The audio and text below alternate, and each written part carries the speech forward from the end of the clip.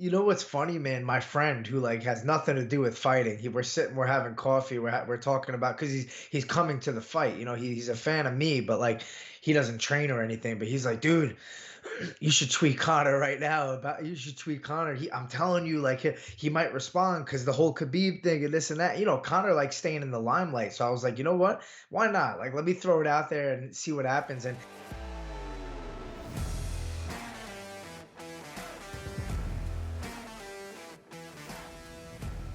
Let's just jump right into the first thing, that I'm curious about is the new 4-fight deal that you signed. Were you a free agent after your last fight, or did you have a couple fights left?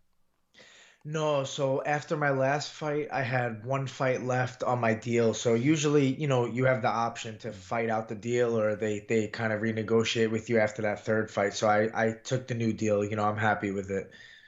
Yeah, nowadays you see a lot of fighters fighting out their contracts, man. It's something that sometimes you find out ahead of the fight, sometimes you find out after the fight, but it's interesting that this is something that fighters are, dancing with a little bit.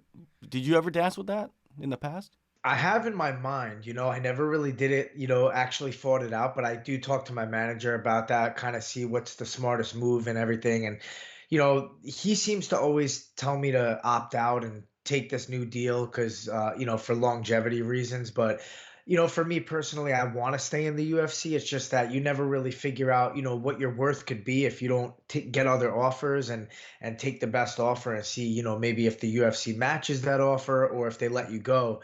That's how you kind of find out like where's my highest worth at. I've talked to other fighters, and a big key component of staying with the UFC, of course, the money is decent, but also USADA. Is that something that you look at too, as well?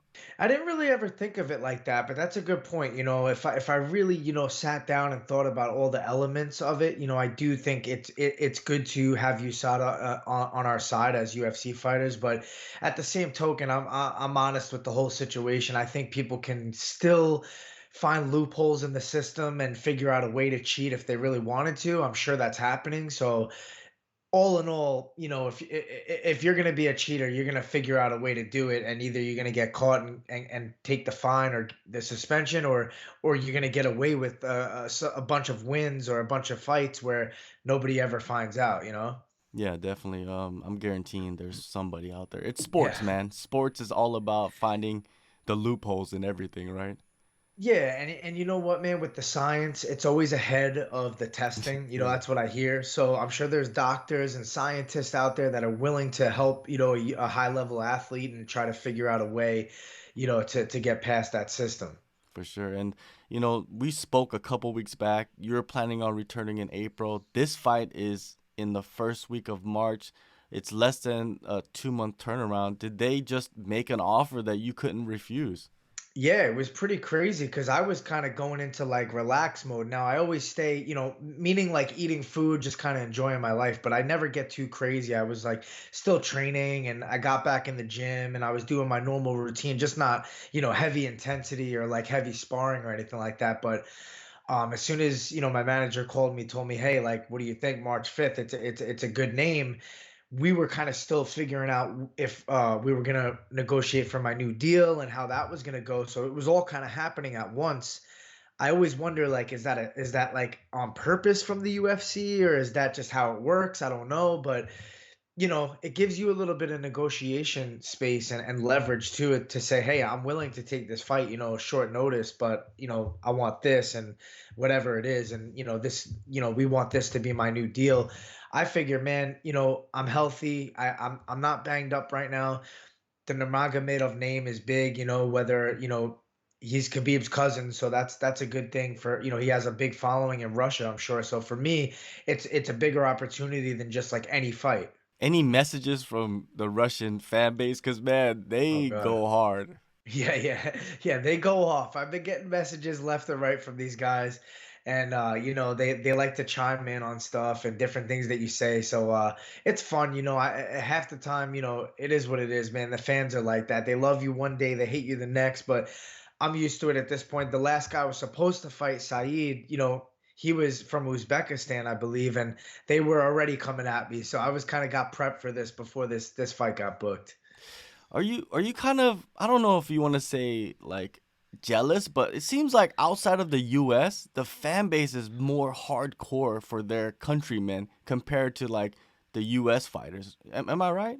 Yeah, I wouldn't say like I'm jealous, but yeah, I see what you're saying. Like it's definitely it sucks that it's like that for us US fighters. You know, it's kind of like you either have to be like a world champion that's got a bunch of wins going and a whole shtick and you're you're making crazy, headlines, or you're just a normal guy and you're a good fighter, but the US doesn't really get behind you as a single fighter because we have so much diversity here, but versus another country, it's all Russians, and they got a big population there. So, they got a lot of following, like for him specifically. But yeah, for other countries, I noticed that they really back their fighters, and it's cool to see. But yeah, I wish we kind of had the same thing here. I wish you had it too, man. I wish you did, man. It kind of sucks.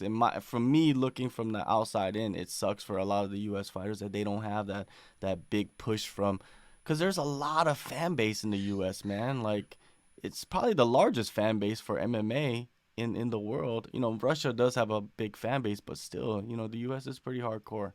Yeah, I guess maybe because it's so spread out with a lot of US fighters that like they don't just pinpoint one guy and really go crazy for that one guy. They have so many different guys to go for, but that's like where you have to figure out a way to stand out and whether it's your fighting style or your personality and kind of give the fans something to relate to, you got to figure out that balance right there. And with Umar, man, what's interesting about this fight and how it was scheduled, he was supposed to fight Jack Shore on the London card, and then they pulled him 2 weeks earlier to fight you on Yeah. on the pay-per-view. You know what I mean? I didn't understand that, but hey, it works out for you, man. You get the fight. But when you strip away the name, what kind of fight do you see? Yeah, I thought that was interesting myself too. I don't know what happened with that. That could be the UFC that's doing that, and maybe they have different plans for him. They don't want to. Maybe, in my mind, I'm thinking maybe they don't want to ruin a prospect because they got two young prospects there.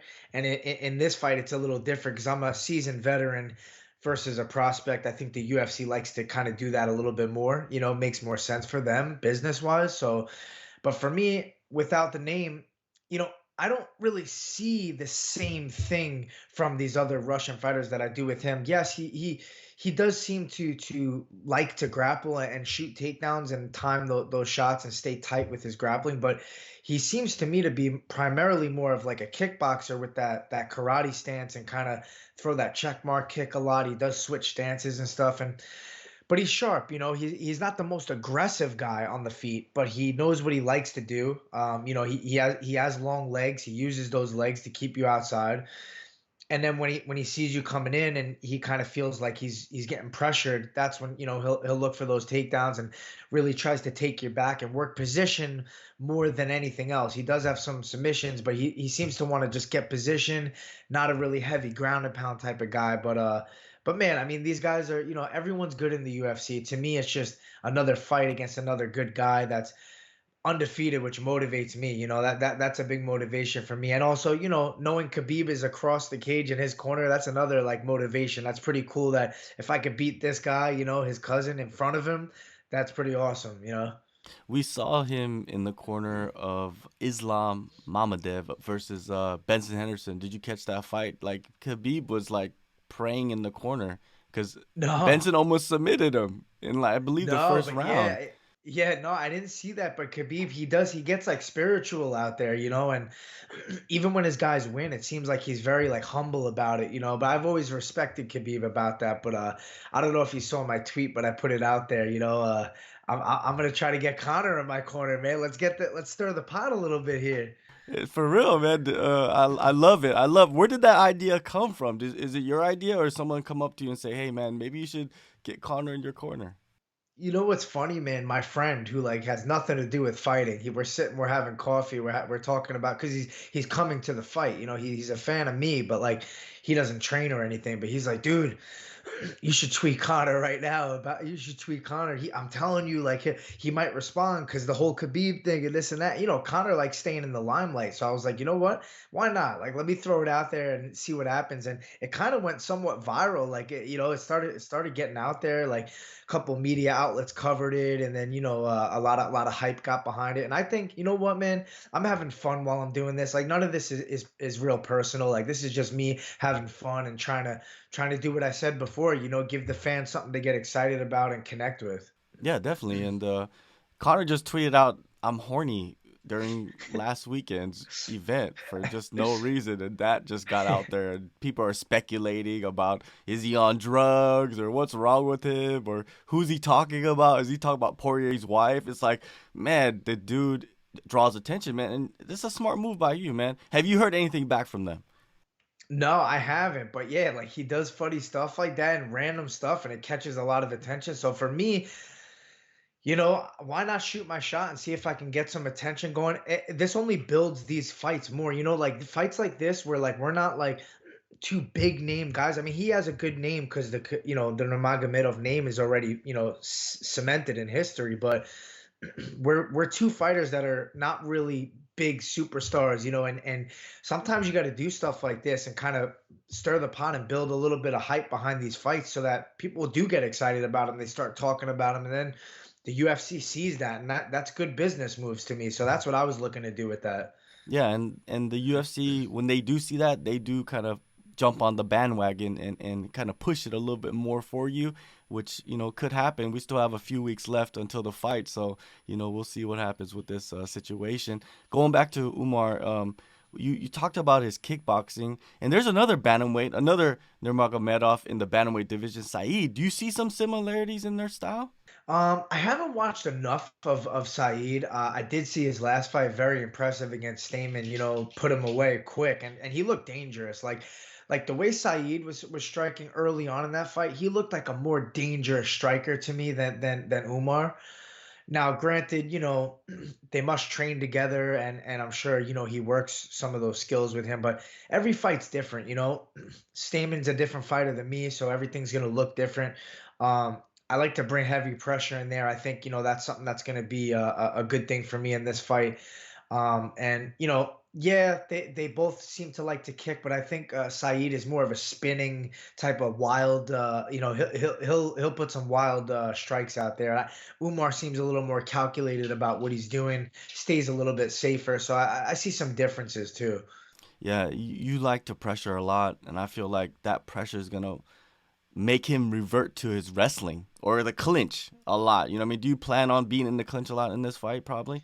Yeah, you know what, man, is that's exactly what it is. If I put my forward pressure on him and I gain respect with my power and he feels, my shots, I think, he'll revert back to what's natural. It seems like he always ends up shooting in his fights. He's kind of just waiting for it and, timing it and seeing what kind of aggression you're bringing. So for me, I got to be aggressive. I got to go get what I want to get, and that's get in his face and make him uncomfortable, because he's going to want to shoot if I do that. And I got to see that. It's about vision, seeing what he's looking for. Is he looking to shoot? Okay, there's things I could do up the middle, that could make him feel a little bit more resistant to just shooting on me out of nowhere. So, we're looking for knees, uppercuts, anything up the middle to prevent it from getting inside. What are your expectations with this fight, though, from yourself? What kind of performance do you think you will have? For me, I just have to just be myself. I always go out there and every time I fight, I've always feel like there's more to me. Like I do well, but there's more to me, and I know that I have more aggression, but I do have a lot of finishes. But I believe in my power. I know if I touch guys in the right spot, it's gonna hurt or they're gonna go down, and I'm gonna gain the respect. And I think that's one of the key things in this fight. Just gain the respect early, make him feel my pressure and make him kind of panic a little bit. I think undefeated guys, they got a lot of pressure. He wants to keep that O and he wants to stay undefeated with that name, that last name. Khabib went undefeated his whole career. I'm sure that's in the back of his mind. He wants to kind of repeat that whole thing. So yeah, I'm out there to steal that, and that's my motivation. And hey, man, Khabib, he might have to come out of retirement and redeem some cousin defeat right now. For I'll go real. up to 155 and I'll take a beating for 5 million. Why not? I love that attitude, man. And also, maybe this fight will be on the main card, you know what I mean? Just because of that, you know what I mean? That's a possibility. I feel like they could push it into the, the opener, you know what I mean? The curtain Yeah. jerker. Why not, man? That's a huge opportunity for yourself, right? Yeah, I think I was thinking the same exact thing today. I was looking at the card a little bit. I'm not really on there yet, but I see like an opening where like they might put that as that main card opener, the first fight on the main card, and I think that's huge for me, to start the show off. And I think because of his name, it kind of helps that out. I'm sure that they're trying to market this guy with Khabib. There's a lot of marketing tools there they can use for this guy. So for me, it's about stealing all of that. This is my opportunity to steal all that and run with it. And so that's what I'm coming to do. Couple more questions, man, before I let you go. MMA fans, man, the fan base is crazy. MMA fans, they obsess about certain things. What do you think they obsess about too much that fighters really don't care about?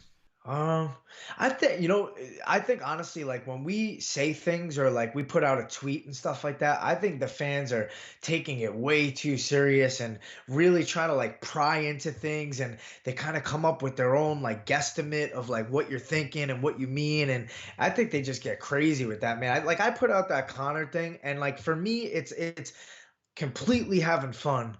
I'm just doing something fun. It's business moves, and let's build this fight. And for them, it's like they think I'm trying to like mental warfare. And what is he doing? He's going crazy. And didn't you see Connor got mauled by Khabib? Like they take it way too serious. They start going into it. I'm like, my God, man. And then you get a lot of hate, and you could start going down and reading stuff. And for me, it's like I'll read some stuff and I'll laugh it off and try not to let any of that get to me, because I know like none of these people really know you. And it's not like they're daring to be great. They're just, writing what they feel behind a computer screen and then leaving it there. So you can't take any of that too serious. But the fans go crazy, man, about little things like that. They do, man, because I tweeted out something about Francis Ngannou going to boxing, and I think that he Yeah. would have major fights over there. And they're like, he can't compete with those people. You're a casual and all this. I'm like, Yeah. all right. It doesn't affect me because I just put it out there to just see how people react. But they take it seriously, man. Like real, like to heart. Like their feelings are hurt. You know what I mean? And I'm like, all right, man, let it do you, man, do you. Yeah, yeah, waste your energy, Yeah. spitting out like negativity all day. Like I don't know how they do it. Yeah, for real. PTSD in combat sports, not CTE, from like injuries or like weight cuts or even damage taken in a fight. Have you experienced this and overcome it or seen it in other people? I have actually, with the John Lineker fight. It was the only time in my career I had been knocked out. And so with so many fights, I had never felt that, even in the gym. So I went such a long time in my career without ever experiencing that. It was so foreign to me. And in Brazil and all the factors and everything, and a big opportunity for me to propel myself into that top five at the time. It was hard for me to deal with that, and just even like subconsciously it kind of carried over into the gym for a long time, and I was having trouble, being myself, aggressive, really having fun with sparring, and being free in the gym and not caring or anything like that. And it took time. I had to kind of figure out my way through that and kind of forget about it and just understand that, like, hey man, this is fighting, this stuff happens, it's all good, happens to the best. Like even guys at the top that have been champions for a long time, they face these same things. So you have to kind of figure out a way to get past that and move forward, and I did. And that was a tough time though in my career, to have to kind of face that and be like, oh, like, because you're going into another fight, like, man, what if that happens again? And that was kind of happening, but then I got past that, and now it's just like, hey man, let's go. We don't have time for that, to think about those things, because you're gonna fight, so you might as well go in there and feel 100% about it, and pull the trigger and be confident in yourself. Getting hit, I feel like getting comfortable with getting hit is probably the toughest thing to understand for somebody that doesn't fight. You know what I mean? Like, Oh yeah. Yeah, 100%. I think that's a huge thing, especially with sparring. Like I have a training partner of mine that is like really purely like a wrestler jujitsu guy, but he's very skilled at striking. He just doesn't fight, so he doesn't understand, like, and then, getting hit is new to him. So his reactions to when we spar a little bit, even though it's drill sparring, it'll be like to look down and kind of cover up. Whereas to me, as a veteran in the sport, like even in the fights at a high intensity, I pride myself on having good vision, seeing what's coming at me and reacting properly, putting your hand in the right spot, flexing your body when a body shot comes at that time, being able to embrace a hard shot or to kind of, roll with a hard shot. Those are things that are really hard to do and really hard to see. And you only get that with a lot of experience. And, in this game, like there's no room for not being able to, be comfortable with those things. You gotta get comfortable with those things, or else you go into a fight and that's gonna be a new feeling for you, So yeah, for new guys, I'm sure it's really hard, but like as time goes on, it just becomes so natural, which is probably weird for like an outsider to think like, oh, it's just like normal getting hit in the face for you. Like for me, I'm like, I have to be aware of it and feel it, or else what, it's gonna be new in the fight. So yeah, it's a crazy thing. It is, man. One last thing, man. Kevin Lee, he gets released by the UFC. He signs with Eagle FC.